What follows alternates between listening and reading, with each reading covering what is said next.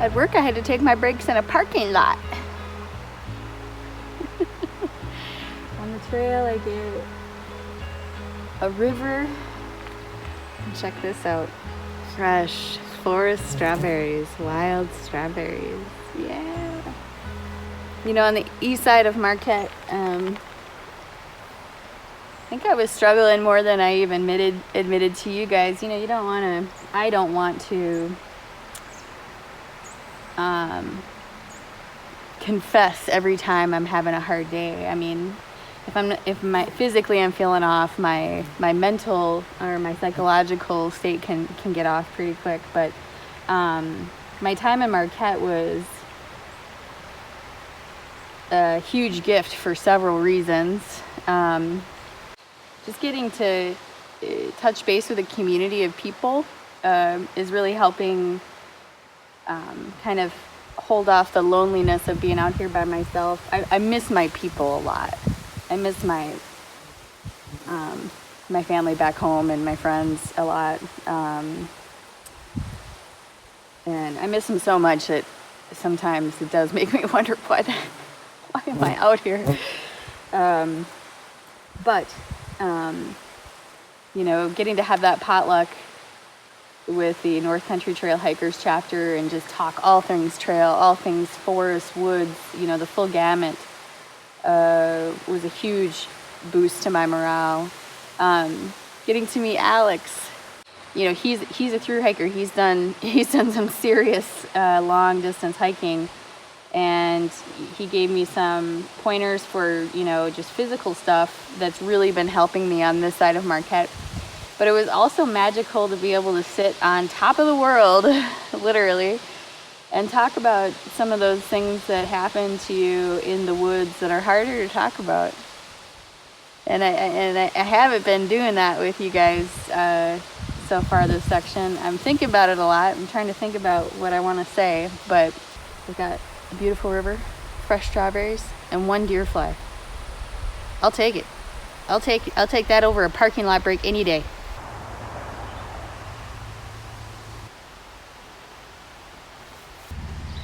There's a roadside stop here, about 20 feet off the trail on the Sturgeon River, and I always stop at these for three very important reasons. One, water. They've got a water spigot there.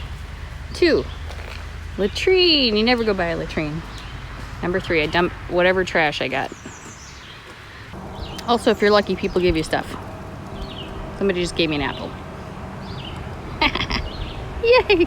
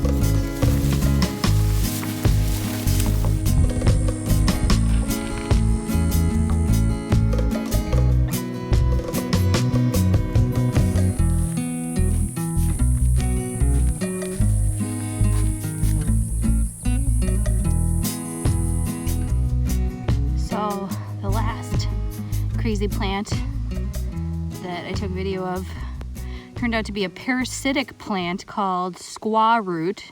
So that one needs a new name. This one looks like almost a combination between squaw root and Indian ghost pipe, which we have in Minnesota, which is totally white. They also call it corpse plant. Both of those are parasitic. Parasitic plants don't produce their own chlorophyll, I guess, and they have to grow on the roots of another tree. So I bet this is another kind of that. I don't know which one. Well, I made a fairly significant mistake today. I took lunch at a place that had easy access to water, but I didn't fill up because according to my interpretation of the map, I thought the trail was going to be basically right next to the river. And as I walked over it, I noticed that it's one of those rivers that is really like more river, half swamp. And so when I came to the point on the map where I'd been planning to grab water, it was like huge bushwhack down this riverbank, and then there wasn't a clear channel until like it was not gonna be happening. So I think that was 4 or 5 miles ago. So I've got 3 miles left to go, and I only have this much. That's electrolytes. That's water left. So that I'm learning a lesson today. That was not a good call. Joan, you told me. Didn't you tell me you never go by a water source without filling up? You never go by. So sometimes I gotta learn things the hard way. I may be making another dumb decision here,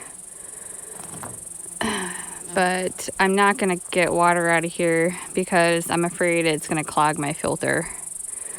I don't know, they say it's never a single mistake that kills you in the woods. It's always a series of bad decisions.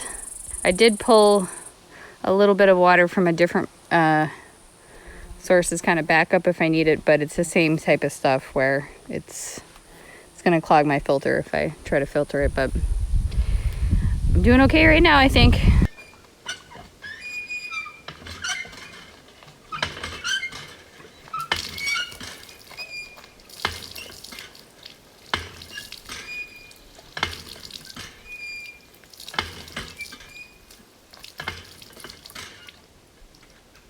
Why are these so hard? Forest Service, put the handle on this side. Put it on this side. Sorry, I'm yelling. Well, I made it to Bob Lake Forest Campground without having heat exhaustion or dehydration. That was good. And I also caught up on my mileage deficit, so I'm all caught up.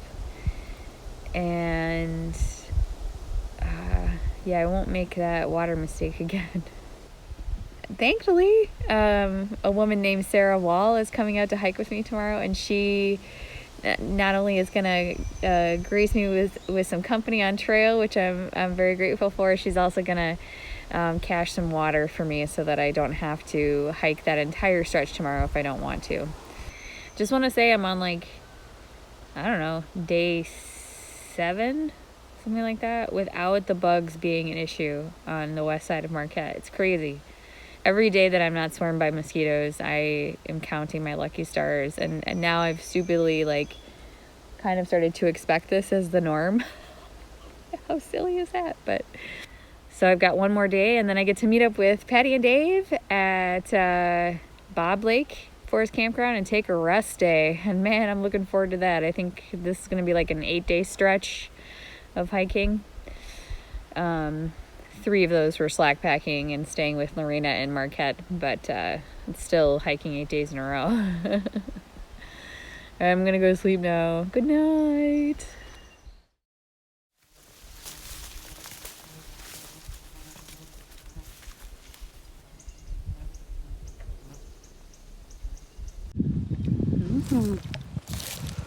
I'm wrong.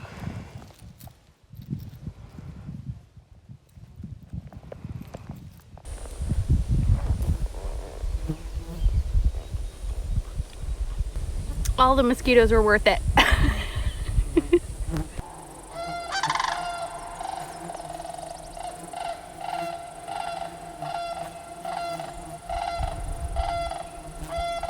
Man, am I glad to be back at the river. Woof! Hiking through that clear cut sucks. Sorry to be so strong about it, but there's just no other way to put it. It really sucks. I really wish that forest managers would leave the tread of any trails, like hiking trails going through those areas intact, and maybe even can you leave us like 4 feet of trees on either side so we have a little bit of shade. You know, when they clear cut like that, the ferns just grow back in so thick, and so there are pros and cons to that. Cons are you cannot see what's under your feet, so you trip a lot more.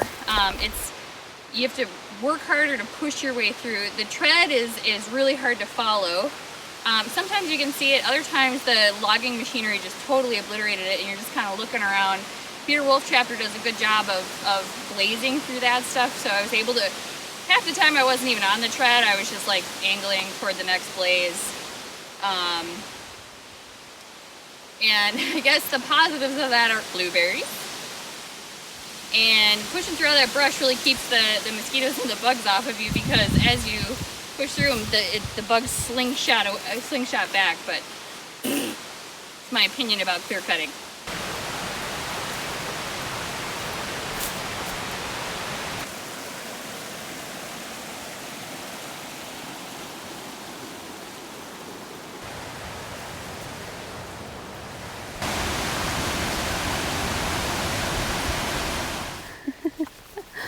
Oh, your dog is trained. Well, I don't know about that.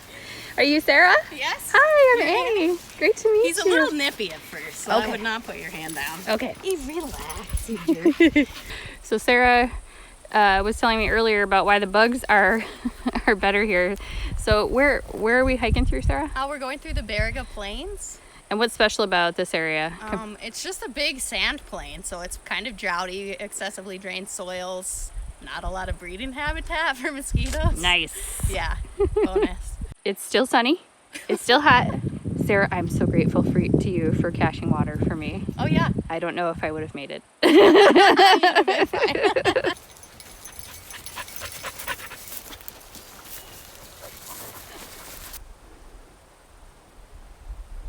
This is the ancient covenant of man and dog. We give them food. Yeah. It's good for the man. So what has surprised you most about this trip? Oh, definitely the people. You guys were awesome. Yeah. I thought I was gonna be on my own a lot more, and I'm kind of one of those folks that's like happy either way. I need alone time as much as I need social time. Yeah. So I was pretty cool with that, but I'm way happier that it's turning out this way. Oh, is this your goat cheese? Mm-hmm. Sarah has dairy goats. This is her cheese. I really like the roadblocks. Really? Yeah. Oh, that's funny. Did Just not because you see can like that. shut your brain off and like Yes. not have to pay attention to the trail. Yes, yeah. The reason why I like spending time in the woods so much is because it's not cluttered with like human noise. I feel like that kind of like blocks something that you get from being in the woods. Like there's just kind of that peace and serenity of just, you know, kind of accepting the quiet and not needing something to distract yourself or noise or something like that. Like, I don't know. Well, Sarah and Guy turned back to her truck. We talked about so much stuff. And I've already done 11 miles today, so that's great. And I think she really saved my bacon, you guys. This stretch through the Baraga Plains, it's really hot. I'm like melting. So without extra water she's got for me down the trail, and then that giant Gatorade, game changer. So I know I'm doing a lot better. Fresh veggies, fresh chev. Ooh. So I'm really grateful and had a great time hiking with her. That looks like rain. I want rain. I want rain right now. I want rain on me. I want rain on my body right now.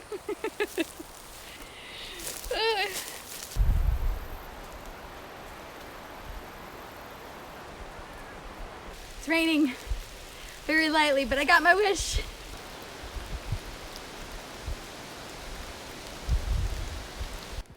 I walked right by this the first time. Went at least 10th a mile past it. I'm pretty sure I looked right at it and was so zoned out. Jeez Louise. Thank you so much, Sarah. Thank you so much.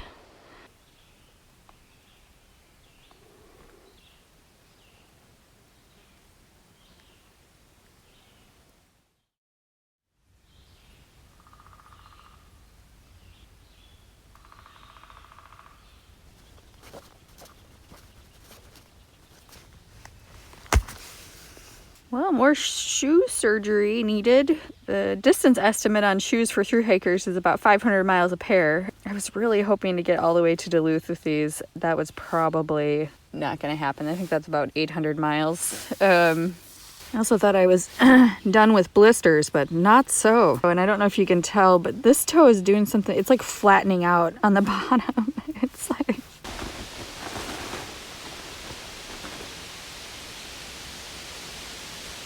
Got the vacuuming done.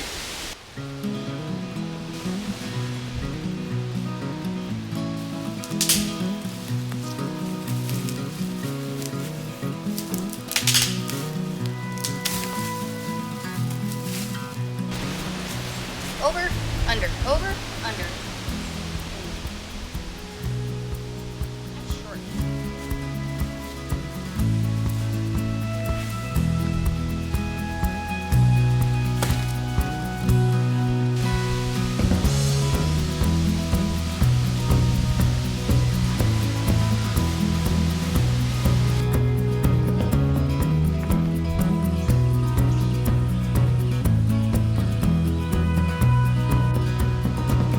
One thing that can be kind of confusing when you're hiking in any kind of public forest where they do timber harvest is that the blazes on the NCT are blue.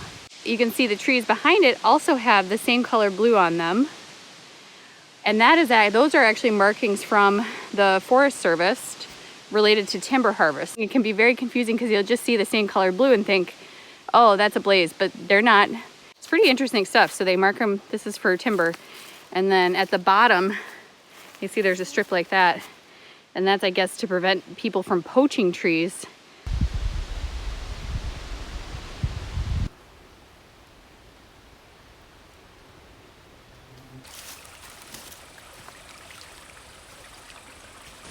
I did finally bring some bug juice with me, but this stuff is that herbal lemon eucalyptus stuff. I just don't like using pesticides or toxins.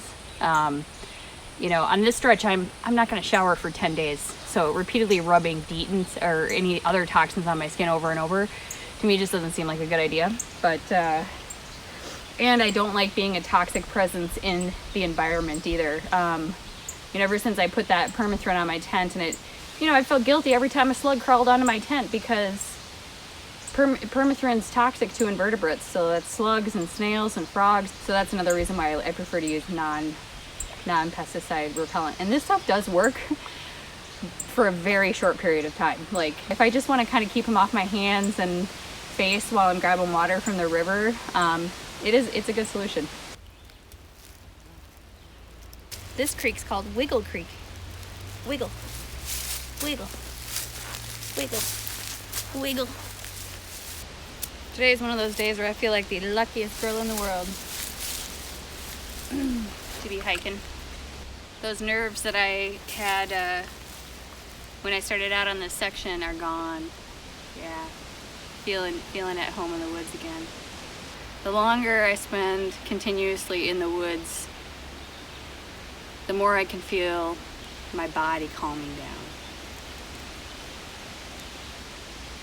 I think for me in the city, there's so much activity, there's so many sounds, you know, car doors slamming, people yelling to each other on the street, thumping bass, boom, boom, boom, boom, as somebody drives past the busy street in front of my house, garbage trucks pounding down the alley at 5 o'clock in the morning, dogs barking, the paper slamming against the front door, you know, and the fact that it's never dark. It's never dark in the city. It's always awake. Streetlights are always on for public safety reasons, I understand. But I think that all that activity all the time, despite having grown up in that environment. I grew up in the city.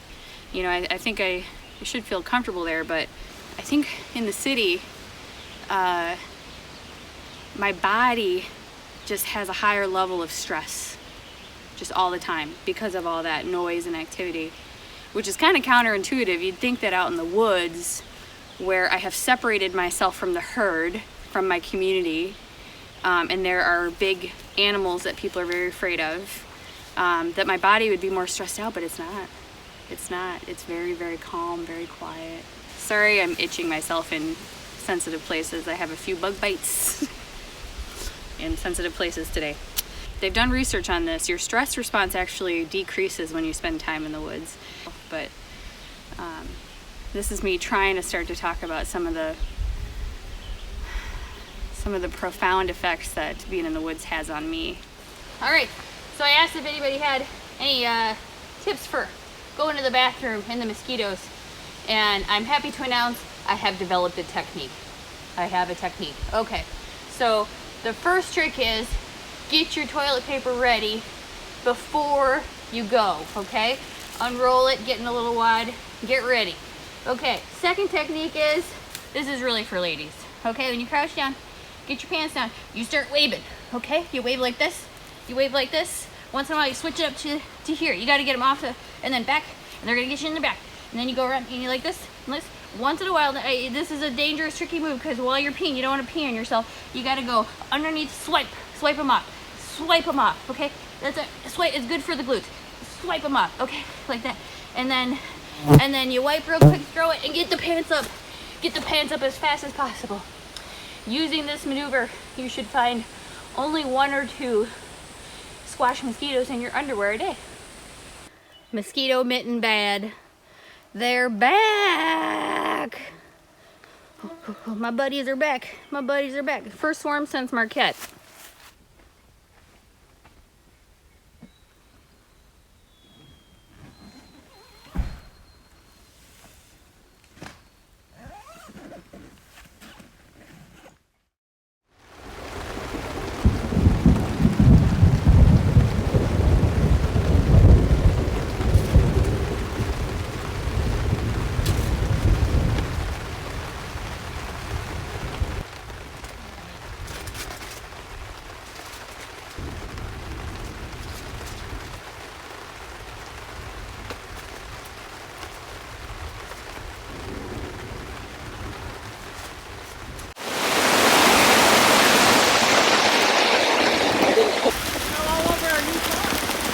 Poor little cat, take it there! Look at the bounce off the picture table.